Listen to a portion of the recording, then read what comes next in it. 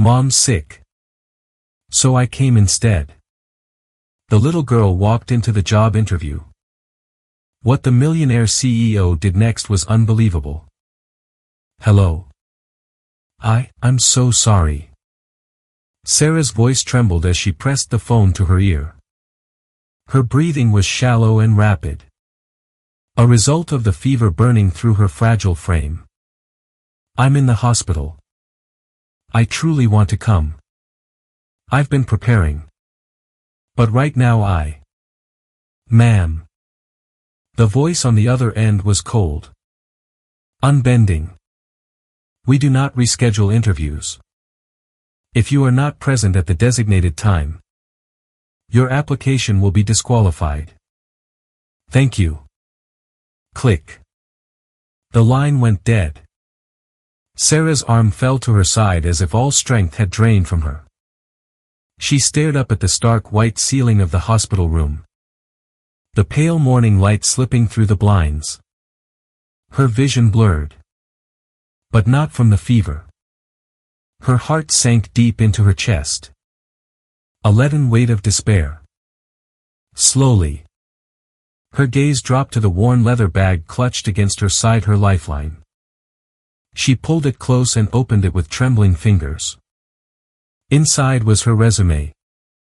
Carefully typed and printed the night before. Protected in a clear folder. A tiny, hopeful note she had written to herself rested on top. This is the start of something better. Tears rolled silently down her cheeks. Please. She whispered. Her voice barely audible. Do not take this chance away from me. My daughter needs this.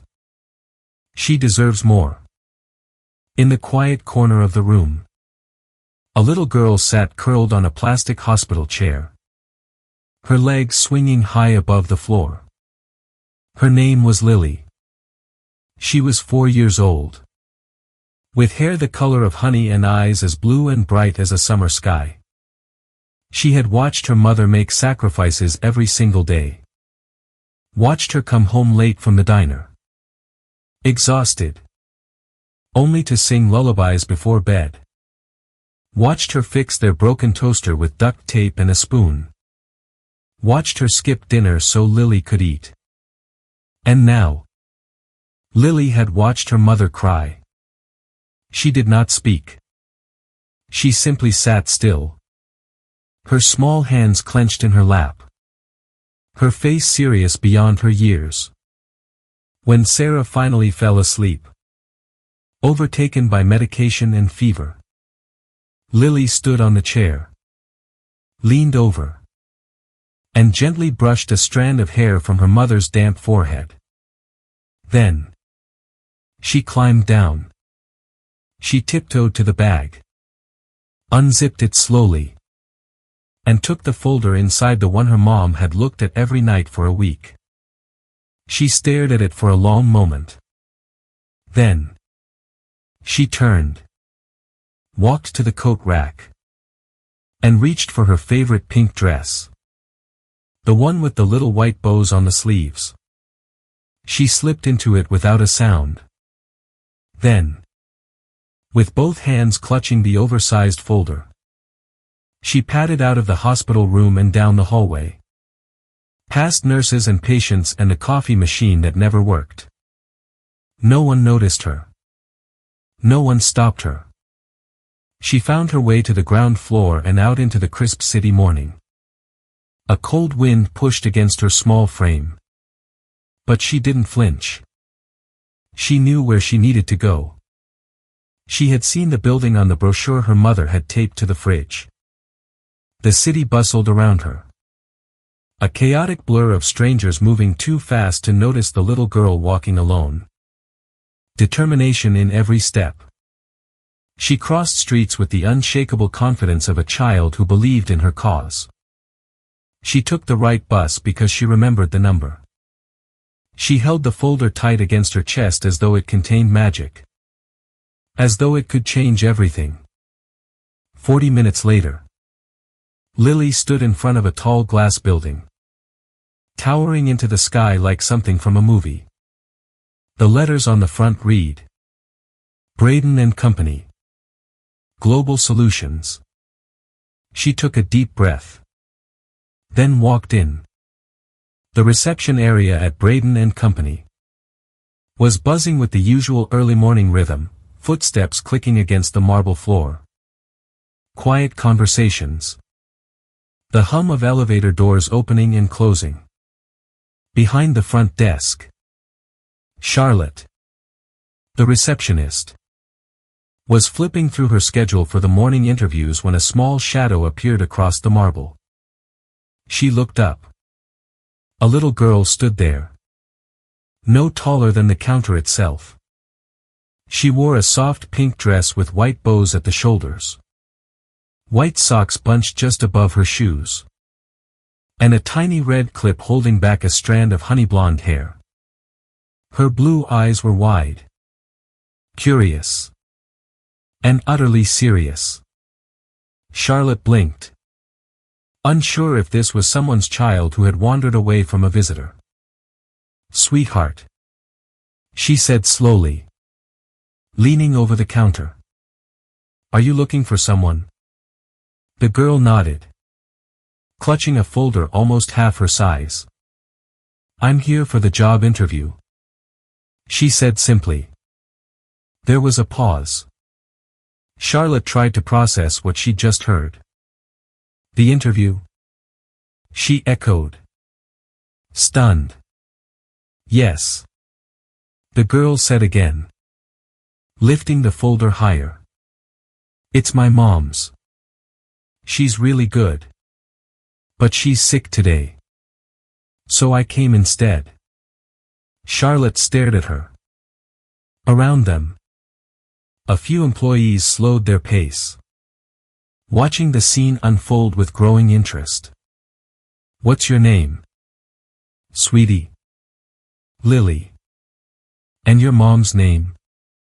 "Sarah Parker." Charlotte quickly scanned her list. There it was, Sarah Parker. Scheduled for 9 a.m. The last candidate of the morning. She hesitated. Okay. One moment. Lily." She pressed her earpiece. "Lena. Could you inform Mr. Braden that he needs to come down? It's about the last interview. Just tell him it's important." "Very." Upstairs. In the sleek, glass-walled executive office overlooking the skyline, Albert Braden sat alone at his desk. At 32 years old, impeccably dressed in a tailored navy suit, he was known for being brilliant, ruthless in business, and as emotionally unavailable as he was successful. He had built his company from nothing. And along the way, he had lost interest in small talk, holidays, and anything that resembled family. He had dismissed most interview days as routine exercises in disappointment. Until his assistant appeared at the door. A flicker of a smile tugging at her lips. "Albert. You may want to take this one in person." He raised an eyebrow. "Is it the Harvard grad or the ex-Google manager?" "Neither," she said. "It's very unique. Just come down." Albert sighed, stood up, adjusted his watch, and made his way downstairs. When the elevator doors opened, he was greeted by a sight so unexpected that he stopped short. There she was, barely taller than a fire hydrant, standing in the middle of the lobby like she owned the place. "Lily?" The moment she saw him, her face lit up. "You're the boss?" she asked cheerfully. Albert blinked. "Yes. I am. I'm here to show you my mom's paper," she said, walking right up to him. "She's sick. But she really wants this job. And I think she deserves it. She handed him the folder with both hands. It was slightly smudged.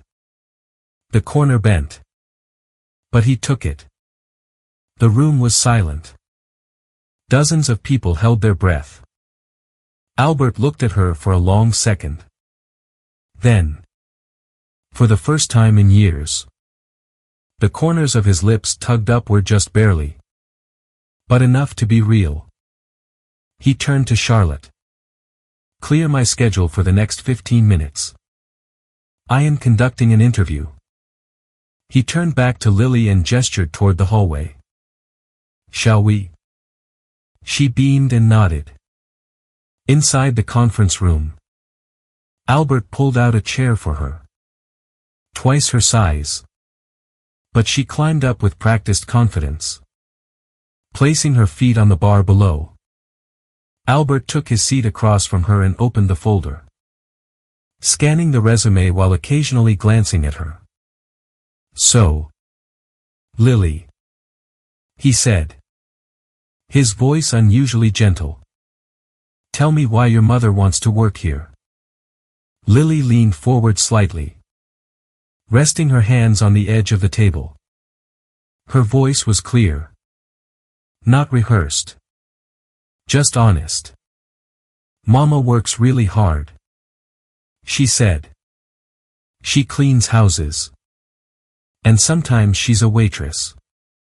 Sometimes she brings food to people's doors. She never gets to sit down much.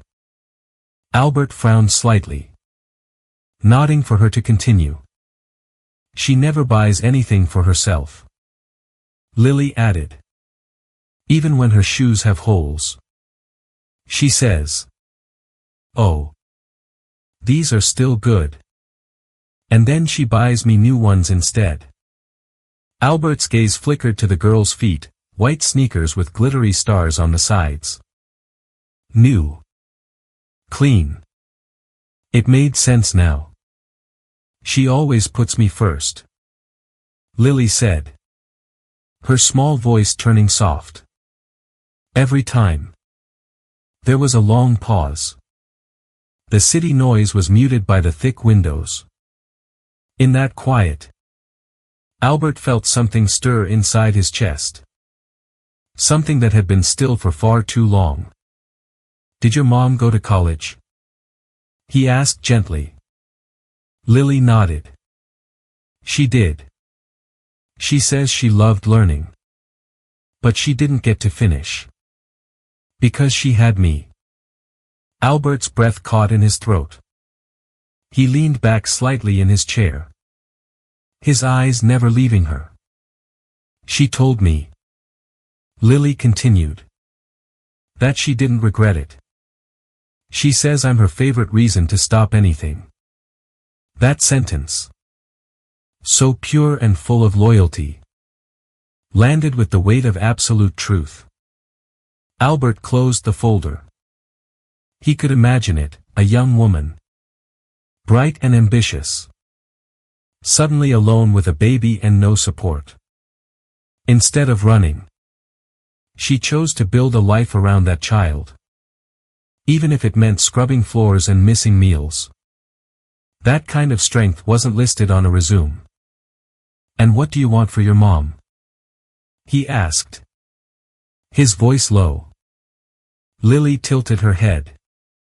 Thinking. I want her to be happy. She said. She's always tired. But she smiles when I draw pictures for her. I think she just needs a break. She paused. Then looked up at him with eyes as wide and blue as the ocean. Mama doesn't need a lot of money. She said earnestly. She just wants a job that lets her buy ice cream every weekend. Albert froze. Something about that so simple, so heartbreakingly innocent cracked a piece of his well-armored exterior. She told me once. Lily whispered. That she would be the happiest woman in the world if she could just give me that. A little bit of ice cream. Every Saturday. He swallowed hard. For a moment, he forgot to breathe. Albert finally leaned forward, placing the folder gently on the table. "Lily," he said softly. "You know, I have interviewed a lot of people in this room. But no one has ever said something that mattered quite like that." She smiled, unsure what he meant but sensing it was good. "I think," he said slowly, choosing his words with care, "your mother might be exactly the kind of person we need here." Lily's face lit up. "Really?" Albert nodded. "Really. And I happen to know a place that has very good ice cream." She beamed. "Mama would like that." He smiled a little wider now. A rare, genuine smile that reached all the way to his eyes. He stood, walked to the door, and called for his assistant. "Please find out which hospital Sarah Parker was admitted to," he said calmly. "Send flowers. And something for a little girl. Ask if she is available for a formal interview once she is well." Then he looked back at Lily, who was now standing proudly beside her chair. "Thank you for coming today," he said. "You did a very brave thing." She shrugged playfully. "Mama says I'm brave all the time." Albert held the door open for her. "She's right." A few hours later, the morning sunlight slipped through the hospital blinds, warm against Sarah's pale cheeks. She woke slowly, her head aching dully. She turned her head and saw it, a small bouquet of wildflowers in soft pastel shades resting on the bedside table. Next to it was a neat little box wrapped in simple cream paper. A note leaned against the flowers. Confused, Sarah reached for it. "To the strongest woman I have yet to meet." Her heart skipped a beat. "Who?" She carefully opened the box to find a small pack of gourmet chocolate and a get well card. It was impossibly thoughtful. Then, panic seized her. Lily. Where was Lily? Her stomach dropped as she fumbled for her phone. She dialed the company's number, her hands shaking. A calm voice answered. "Braden and Company. This is Charlotte speaking." "Hi." "Hello. This is Sarah Parker," she said, her voice strained. I think there's been a misunderstanding. My daughter. She's only 4. I think she may have come to your office this morning with my resume. I am so sorry. She didn't mean any harm. She just..." The woman on the other end chuckled gently. "Miss Parker. There's no need to apologize. In fact, your daughter might be the bravest person to ever walk into our lobby." Our CEO was very impressed. Sarah froze. "Your CEO?" "Yes," Charlotte replied warmly. "He would like to meet you. Formally. This time. If you're feeling better. He's cleared his schedule for you this afternoon." That afternoon, Sarah stepped out of a cab in front of the towering Braden and Company building. She wore a simple navy blouse and skirt, the best she owned. Inside the lobby, the receptionist greeted her like an old friend. "Miss Parker. Welcome. He's expecting you." The office was spacious and modern, filled with natural light. At the large glass desk stood a tall man with dark hair and an air of calm precision. Albert Braden. He looked up and smiled a real smile. "Miss Parker. I'm glad you're feeling better." "Thank you. I'm so sorry about my daughter." He raised a hand, stopping her gently. There's nothing to apologize for. She gave one of the most compelling presentations I've ever witnessed. He gestured to a chair. Please. Have a seat. She sat, her bag on her lap like a shield. You know, he said, tapping the folder on his desk. I've read thousands of resumes, but yours came with the most remarkable letter of recommendation I've ever received. Sarah's lips parted slightly, her heart thudding. Albert smiled again, softer this time. She believes in you more than anyone I've ever met believes in anything. And after hearing her story, so do I. Which is why I would very much like to see what you can do here. Sarah's first day at Braden and Company was daunting. The glass walls, the quiet hum of efficiency, it was everything she had once dreamed of. Albert offered her a position as a junior project assistant. A real job with real responsibilities. Some colleagues whispered she was a charity case, hired out of pity. But Sarah didn't flinch. She arrived early, stayed late, and absorbed everything. Her mind, so long occupied with survival, was sharp and eager. Slowly, the tone began to shift. A colleague asked for help with a slide deck. Another asked her to organize a meeting schedule. And then, someone said, "Thank you," and meant it. Through it all, Albert watched from a distance. He never hovered. But he noticed everything. The day Lily had a fever and Sarah called to say she might be late, he sent a private message, "Family comes first. Take the time you need." The afternoon he saw her skipping lunch. His assistant, accidentally, brought an extra sandwich to the break room. One evening, long after the office had gone dark, Sarah was finishing a presentation when Albert approached. "You work harder than anyone here," he said softly. She looked up, startled, then smiled. "I guess I have some catching up to do." They talked for a long time that night. She told him about her plans in college, about the boy who had left, and about her parents who had told her to either give up the baby or leave. "I left," she said simply.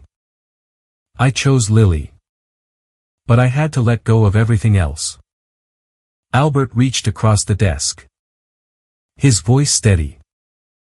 "I was left, too."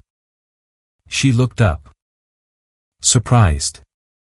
"I was 10. He continued. "My parents died in a car accident. I bounced between foster homes. I built this company because I wanted control. But I never learned how to build what you have." "What's that?" she whispered. "Courage," he said. "You chose love, Sarah. Even when it cost you everything. You are anything but weak."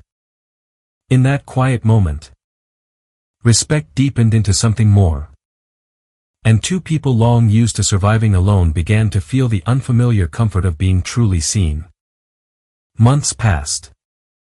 Every Friday, Lily would arrive at the office, skipping down the hallway to sit on Uncle Albert's couch with her coloring books. He'd sometimes cancel his last meeting of the day just to take her for a milkshake. He was the boss man, and she was the real CEO.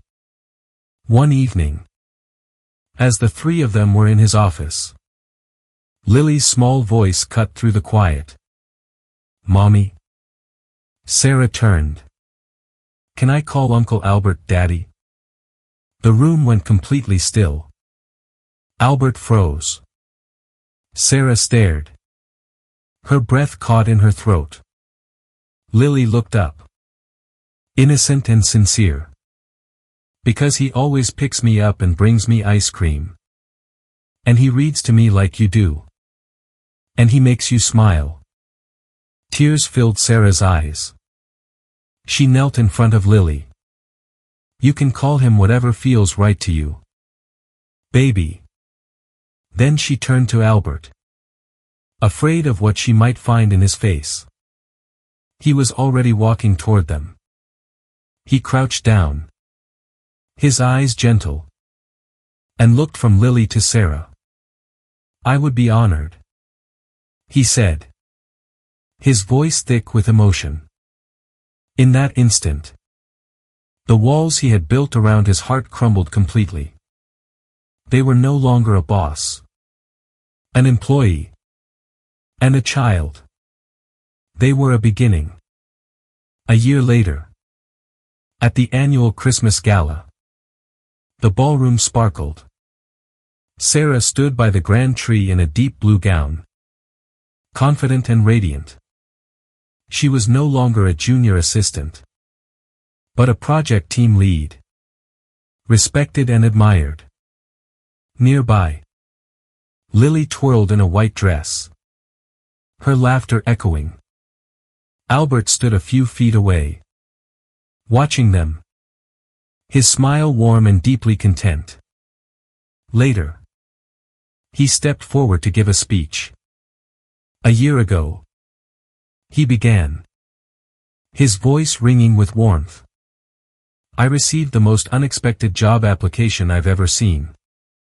It was hand-delivered by a 4-year-old in a pink dress. Holding a resume twice her size.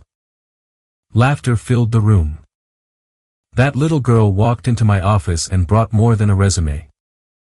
She brought hope. She brought courage. She brought me a family. He stepped toward Sarah and Lily. Pulling them close. Thank you. He whispered. His eyes misty. For walking into my life exactly when I needed you. He then turned to Lily with a smile. And thank you for stepping into my office in that pink dress. As applause erupted. He held them tight. They were a family. Born from a mother's desperate hope and a child's fearless love. A family forged not by blood. But by bravery. Faith. And one unforgettable walk into the unknown. As they left the gala later that night. Walking hand in hand into the crisp winter air. They were no longer three separate souls navigating the world alone. They were one. Their path forward illuminated by the quiet, steady glow of a love that had found them in the most unexpected of places. Sometimes, the greatest miracles don't announce themselves with thunder. They walk in quietly. Wearing a pink dress and carrying a resume. Ready to change everything. If this story of unexpected love and second chances touched your heart, we invite you to become a part of our growing family. Subscribe to soul-stirring stories for more tales that remind us of the beauty, resilience, and quiet miracles hiding in everyday life. Click subscribe. And let us continue to share the stories that connect us all. Until next time. Keep your heart open. You never know what beautiful story might walk into your life.